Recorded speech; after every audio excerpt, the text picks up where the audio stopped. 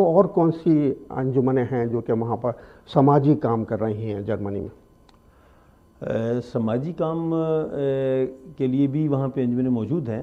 ثقافتی کام کے لیے ایک پاکبان تھیٹر کے نام سے ہے. انہوں نے بہت کام کیا ہے اور پاکستانی سوسائٹی اور جرمن سوسائٹی کو انٹیگریشن کے لیے انہوں نے بہت کام کیا، بلکہ ان کو انٹیگریشن ایوارڈ بھی ملا. عامر منصور ہیں اس کے بانی ہیں. اور اس کے علاوہ برلین میں بھی تنظیمیں ہیں جو کہ کام کر رہی ہیں. اور شکیل چغتائی صاحب جو ہیں وہ بہت بڑے سماجی کارکن ہیں برلین میں. اور اس کے علاوہ انہوں نے ایشین پیپل نیوز ایجنسی کے نام سے ایک ایجنسی بھی قائم کر رکھی ہے، اور بہت زیادہ وہ کوآپریٹیو ہیں. وہاں جو بھی خبریں جرمنی میں ہوتی ہیں وہ کم از کم پوری دنیا میں پھیلانے میں ان کا بہت بڑا کردار ہے. ناظرین، میں ایک بات عرض کرتا چلوں، میں قطع کلام کرتا ہوں، معذرت. یہ تو انکساری میں نا سادگی میں یہ بات نہیں بتائیں گے، لیکن انہوں کا جو بہت سے کارنامے انجام دے رہے ہیں علم و ادب کے حوالے سے. جو سب سے بڑا انہوں نے کام کیا ہے ناظرین، ابھی پچھلے دنوں انہوں نے بہت بڑی ایک کانفرنس کی تھی کہ وہ قرطبہ کانفرنس، انہوں نے عالمی اردو کانفرنس کی تھی قرطبہ کے شہر میں. اور وہاں پر انہوں نے اپنی کوششوں سے بہت بڑا کام کیا کہ جیسے ہم سب جانتے ہیں کہ علامہ اقبال کا قرطبہ سے خاص تعلق رہا ہے. ان کی مشہور نظم بھی ہے مسجد قرطبہ کے اوپر. تو انہوں نے کیا کیا کہ اپنی کوششوں سے، محنتوں سے، کہ قرطبہ کو شہر اقبال قرار دیا گیا ہے. بہت بڑا کام ہے، بہت بڑی بات ہے.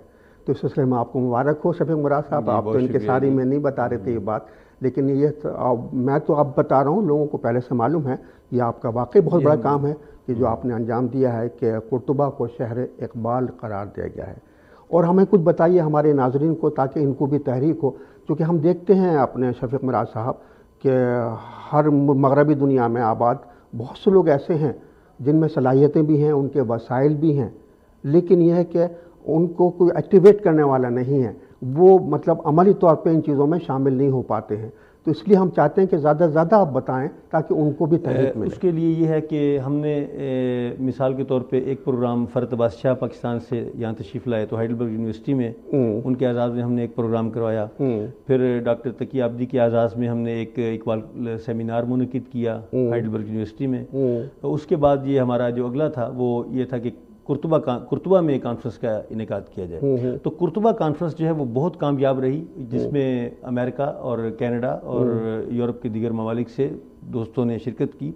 اور جو اس کے وہاں پہ جو مقالہ جات پڑھے گئے ان مقالہ جات کو ہم انشاءاللہ ایک کتاب کی شکل میں لوگوں کے سامنے لائیں گے. اور جو ہمارا یہ ریڈیو ہے وہاں پہ بھی ہمارا یہ ہوگا کہ ہم شرکائے کانفرنس کو باری باری وہاں مدعو کریں اور ان کے تاثرات جو ہیں وہ تفصیل کے ساتھ وہ بیان کریں. نہیں، میں یہ عرض کر رہا تھا آپ سے، یہ تو آپ نے سب چک کیا ہے، ہم سب کو معلوم ہے. میں یہ عرض کر رہا تھا کہ وہ لوگ جن میں صلاحیت ہے لکھنے پڑھنے کی، ان کے وسائل بھی ہیں لیکن وہ ہچکچاتے ہیں، تو اس سلسلے میں آپ ان سے کیا تعاون کر سکتے ہیں یا وہ آپ سے کیا تعاون کر سکتے ہیں منصہ شہود پہ آنے کے لیے، اور یہ کہ خود کو مطلب اس کام میں ڈالنے کے لیے اور عملی طور پر حصہ کیسے لے سکتے ہیں وہ لوگ؟ جی، اس کے لیے یہ ہے کہ اب اکیڈمی کا ایک پلیٹ فارم ہے جس کو میں گاہے بگاہے اس کو متعارف کرواتا رہتا ہوں. اور جو لوگوں کو اس کا تعارف ہوتا ہے تو وہ میرے سے رابطہ کرتے ہیں. مثال کے طور پہ اگر ایک بالکل نیا شاعر ہے وہ رابطہ کرتا ہے تو اس کی جتنی بھی ہیلپ ہو سکتی ہے اکیڈمی کے پلیٹ فارم پہ ہم کرتے ہیں. اور پھر انہیں ہم انیشیٹو دیتے ہیں تاکہ جو نئے آنے والے ہیں وہ آگے بڑھیں اور ہمارے شانہ بشانہ چلیں، اور پھر جب ہم اس دنیا سے جائیں تو وہ لوگ جو ہیں وہ اس چیز کو آ کے پکڑ لیں. مگر یہ بتائیے کہ جو مغربی دنیا میں جیسے جو لوگ انگلینڈ میں رہ رہے ہیں، جو لوگ امریکہ میں رہ رہے ہیں، جو لوگ کینیڈا میں رہ رہے ہیں، وہ کیسے آپ سے تعاون کر سکتے ہیں یا آپ ان سے کیسے تعاون کر سکتے ہیں؟ ہاں، اس تعاون کے لیے بنیادی چیز یہ ہے کہ ہمارے جو رابطے ہیں ایک دوسرے کے ساتھ، یہ جو ہے یہ ایک بنیاد ہے تعاون کی نا، ٹھیک ہے. اس کے بعد اگلا یہ ہے کہ جو امریکہ اور کینیڈا اور یورپ اور دیگر ممالک میں رہتے ہیں، جب ہم ایک کتاب کی مثال کے طور پہ اشاعت کرنا چاہتے ہیں تو وہ ایک تو تعاون یہ ہے کہ جب ہمیں اس چیز کے اوپر میٹر چاہیے تو وہ ہمیں ارسال کیا جائے، ٹھیک ہے. اچھا، اس کے بعد یہ ہے کہ جو اکیڈمی کا اپنا ایک پلیٹ فارم کے اوپر جو ہے پوری دنیا میں اس کا ایک سسٹم ہے، اس کے نمائندے ہیں، ٹھیک ہے. اور وہ جو نمائندے ہیں وہ اپنے اپنے ممالک میں کوآپریشن کرتے ہیں. اشاعت سب سے بڑی چیز ہے، اشاعت وہ تشہیر جو ہے پرنٹ میڈیا کے ذریعے ہو یا کسی اور طریقے سے ہو. مقصد یہ ہے کہ وہ ادب جو تخلیق ہو رہا ہے وہ لوگوں تک پہنچایا جائے اور لوگ وہ اس کو اس کو پڑھیں تاکہ ان کے اندر جو ہے لٹریری سینس. یہی باتیں تو ہو رہی ہیں. جو آپ کی پہچان ہے، جو آپ کا جو تعارف ہے وہ شاعری ہے. ہم چاہیں گے کہ ناظرین کو نا اپنی کوئی غزل آپ مرحمت فرمائیں، ہمارے ناظرین کو اپنی کوئی کلام سنائی گا. ہاں جی، میں عرض کرتا ہوں یہ چند اشعار ایک غزل سے پہلے آپ کی خدمت میں کہ میں اپنی ذات میں ایک کائنات رکھتا ہوں. میں اپنی ذات میں ایک کائنات رکھتا ہوں. میں بے ثبات ہوں لیکن ثبات رکھتا ہوں. واہ. فلک کے پار بھی مسکن بنا رہا ہوں میں. فلک کے پار بھی مسکن بنا رہا ہوں میں کوئے یار میں بھی اپنی بات رکھتا ہوں. اور عرض ہے کہ وہ جس کو پانے میں ایک عمر چاہیے سب کو، میں اس کے ہاتھ میں بھی اپنا ہاتھ رکھتا ہوں. وہ جو آپ کا مشہور زمانہ شعر ہے سچے جھوٹے والا، وہ تو سنائیے. اچھا آپ کی پہچان. بہت شکریہ جی. کوئی جھوٹا نہیں شفیق مراد. واہ. کوئی جھوٹا نہیں شفیق مراد، سارے سچے ہیں کیا تماشا ہے.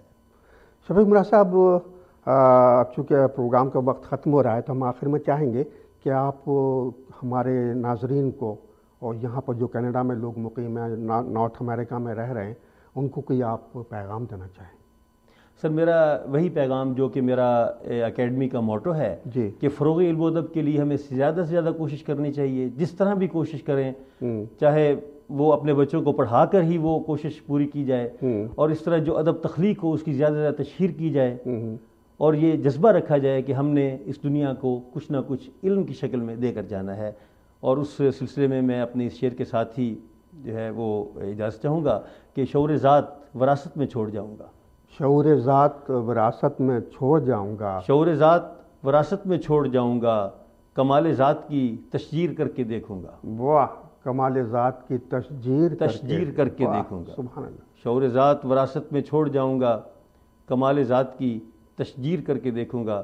اور یہی میری تمام اہل علم و ادب سے یہ گزارش ہے کہ جب وہ علم تخلیق کریں، ادب تخلیق کریں، تو اسے پھیلانے کے لیے بھی کوشش کریں. اور اس کے لیے اکیڈمی ہر وقت جو ہے وہ ان کی مدد کرنے کے لیے تیار ہے. شفیق مراد صاحب، ہم چاہیں گے کہ آپ وہاں کا اپنا ٹیلی فون نمبر دے دیں یا ای میل ایڈریس کا آئی ڈی دے دیں آپ. جی، میرا ای میل ایڈریس اور ٹیلی فون نمبر جو ٹیلی فون نمبر ہے وہ 0049 177 50 60 704. اور ای میل کی آئی ڈی؟ اور ای میل آئی ڈی ہے shafiq_murad@hotmail.com. shafiq_murad@hotmail.com. شفیق مراد صاحب، آپ کا بے حد شکریہ. آپ مجھے پتا آپ کا اسکیجول بہت ٹائٹ ہے. ناظرین، اصل میں شفیق مراد صاحب کو کینیڈا اور ٹورنٹو بلایا گیا ہے خصوصی طور پر university of Karachi graduates forum Canada کی دعوت پر یہاں یہ تشریف لائے ہیں.